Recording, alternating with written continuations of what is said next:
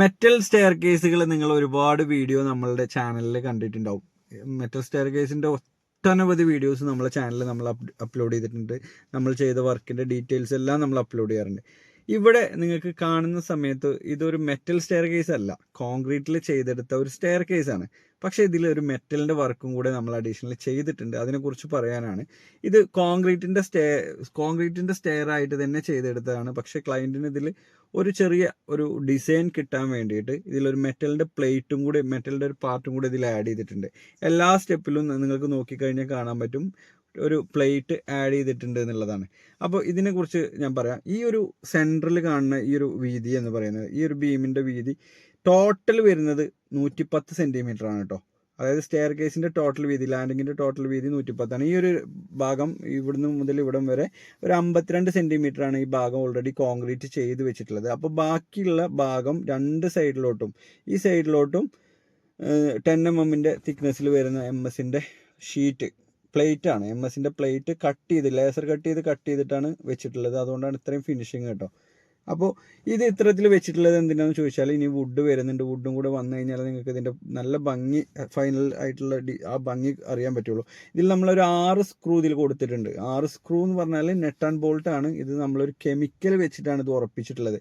ഇതിന് ബലം ഉണ്ടാവുമോ എന്ന് ചോദിച്ചു കഴിഞ്ഞാൽ ലോക്ക് ഫിക്സ് എന്ന് പറയുന്ന ഒരു മെറ്റീരിയൽ വെച്ചിട്ട്, ഒരു കെമിക്കലാണിത്. ഫോസ്റോക്ക് എന്ന് പറയുന്ന ഒരു ഇൻ്റർനാഷണൽ ബ്രാൻഡിൻ്റെ ലോക്ക് ഫിക്സ് എന്ന് പറയുന്ന ഒരു മെറ്റീരിയൽ വെച്ചിട്ടാണ് നമ്മൾ ചെയ്തിട്ടുള്ളത്. അപ്പോൾ 10 mm റൗണ്ട് ത്രെഡ് റോഡുകൾ വെച്ചിട്ടാണ് ഇത് ചെയ്തിട്ടുള്ളത്. അപ്പോൾ ചെറുതായിട്ട് പ്ലാസ്റ്ററിങ് ചെയ്തിട്ടുണ്ടായിരുന്നു ഇതിൻ്റെ മുമ്പ്. പക്ഷെ നമുക്കിത് ബോൾട്ട് ചെയ്യുന്ന സമയത്ത് അതിൻ്റെ ജെർക്കിങ് കാരണം സൈഡത്തെ പ്ലാസ്റ്ററിങ് ചെറിയ ക്രാക്ക് വന്നിട്ടുണ്ട്. പക്ഷെ അത് നമുക്ക് കോൺക്രീറ്റിലാണ് ഇതിൻ്റെ ഫുള്ള് പിടുത്തം കിട്ടിയിട്ടുള്ളത്. അതുകൊണ്ട് ചെറുതായിട്ടൊന്ന് തേച്ച് കൊടുക്കേണ്ട കാര്യമുള്ളത്. ലാസ്റ്റ് ചെയ്ത ആ ഒരു പ്ലാസ്റ്ററിങ് മാത്രം ചെറിയ ക്രാക്ക് വന്നിട്ടുണ്ട്. അപ്പോൾ ഇതിൽ ഇനി സൈഡിൽ കൂടെ കംപ്ലീറ്റ് ഇലക്ട്രിക്കൽ വയർ ചെയ്ത് വെച്ചിട്ടുള്ളത് നിങ്ങൾക്ക് കാണാം.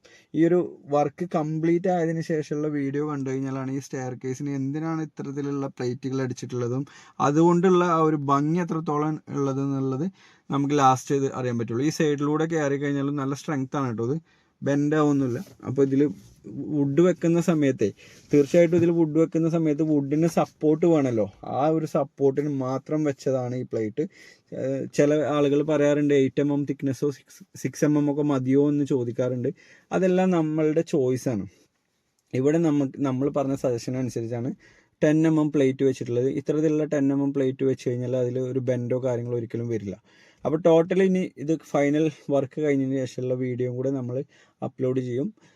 ഇതിൽ വുഡ് വെക്കുന്നത് താഴെയും കൂടെ പാനൽ ചെയ്തിട്ടാണ് ഇത് വുഡ് വെക്കാൻ ഉദ്ദേശിക്കുന്നത്.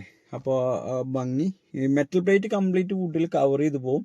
ഫൈനൽ ആ ഒരു ലുക്ക് കിട്ടണമെങ്കിൽ വുഡും കൂടെ വരണം. അപ്പോൾ ഇത്തരത്തിലുള്ള സ്റ്റെയർ കേസുകൾ സാധാരണ കോൺക്രീറ്റ് ആണെങ്കിൽ ഫുള്ളായിട്ട് കോൺക്രീറ്റ് ആണ് ചെയ്യുന്നുണ്ടാവുക, മെറ്റലാണെങ്കിൽ മെറ്റലാണ് ചെയ്യുന്നുണ്ടാവുക. അപ്പോൾ ഇതൊരു മിക്സ്ഡ് ആയിട്ടുള്ളൊരു സ്റ്റെയർ കേസാണ്. ഇതിൽ വുഡും കൂടെ വന്നു കഴിഞ്ഞാൽ ഫ്ലോട്ടിങ് രീതി ശരിക്കും